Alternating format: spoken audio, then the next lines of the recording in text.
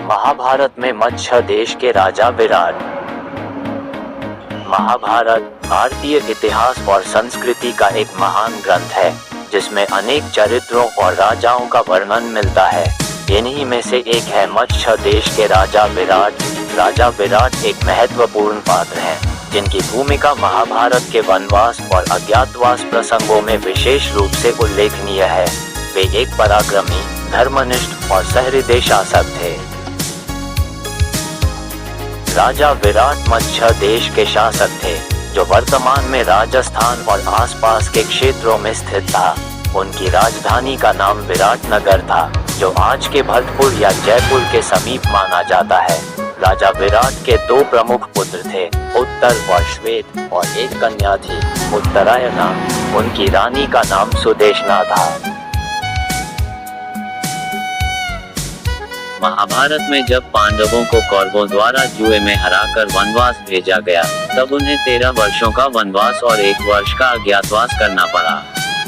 इस अज्ञातवास के लिए उन्होंने मत्स्य देश को चुना, क्योंकि यह एक सुरक्षित और दूरस्थ स्थान था जहां वे अपनी पहचान छिपाकर रह सकते थे।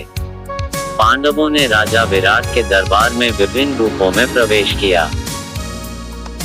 युधिष्ठिर ने कंस नामक ब्राह्मण के रूप में राजा विराट के पास दरबारी के रूप में कार्य किया।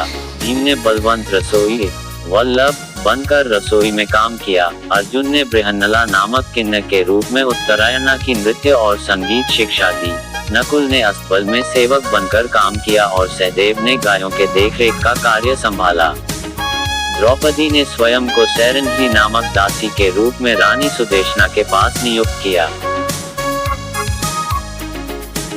राजा विराट ने अज्ञात रूप में आए पांडवों को शरण दी, यद्यपि उन्हें पांडवों की असली पहचान ज्ञात नहीं थी। इस दौरान कई घटनाएं हुई, जिनमें कीचक वध प्रमुख था। कीचक, जो रानी सुदेशना का भाई था, ने द्रौपदी सैरंध्री पर बुरी दृष्टि डाली और भीम द्वारा उसका वध कर दिया गया। इस घटना के बाद मत्स्य देश में भय और चिंता का माहौल बन गया। महाभारत में एक महत्वपूर्ण मोड़ तब आता है जब कौरवों को यह आभास हो जाता है कि पांडव मत्स्य देश में छिपे हुए हैं। वे राजा विराट की गायों को चुराने का प्रयास करते हैं। उस समय राजा विराट के पुत्र उत्तर, अर्जुन बृहन्नला के साथ कौरवों का सामना करने निकलते हैं। पहले उत्तर भयभीत हो जाते हैं, लेकिन अर्जुन उन्हें समझाकर स्वयं रथ चलाते हुए कौरवों से युद्ध करते हैं और उन्हें पराजित करते हैं। इसी युद्ध के दौरान अर्जुन की असली पहचान उजागर होती है, जिससे राजा विराट को पता चलता है कि उनके राज्य में पांडव छिपे हुए थे। राजा विराट को इस पर अत्यंत गर्व होता है और वे अत्यंत सम्मानपूर्वक पांडवों का स्वागत करते हैं। बाद में राजा विराट ने अपनी पुत्री उत्तरायणा का विवाह अर्जुन के पुत्र अभिमन्यु से कर दिया, जिससे पांडवों और विराट के बीच घनिष्ठ संबंध स्थापित हुए। यह विवाह महाभारत के राजनीतिक समीकरणों में भी महत्वपूर्ण भूमिका निभाता है, क्योंकि इससे पांडवों को एक और शक्तिशाली मित्र और सहयोगी प्राप्त होता है। महाभारत के युद्ध में भी राजा विराट और उनके पुत्रों ने पांडवों का साथ दिया। उनका पुत्र उत्तर युद्ध में वीरगति को प्राप्त हुआ। स्वयं राजा विराट ने भी युद्ध में भाग लिया और धर्म की रक्षा के लिए अपने प्राणों की आहुति दी।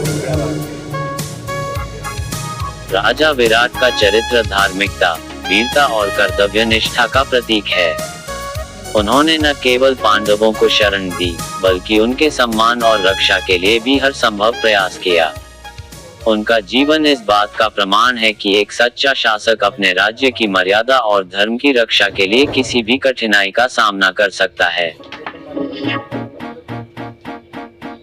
इस प्रकार राजा विराट महाभारत के एक महत्वपूर्ण पात्र हैं, जिनकी भूमिका अज्ञातवास के समय से लेकर युद्ध तक अनेक स्तरों पर पांडवों की सहायता और समर्थन में रही। उनके चरित्र से हमें निडरता, धर्मनिष्ठा और अतिथि सत्कार जैसे गुणों की प्रेरणा मिलती है।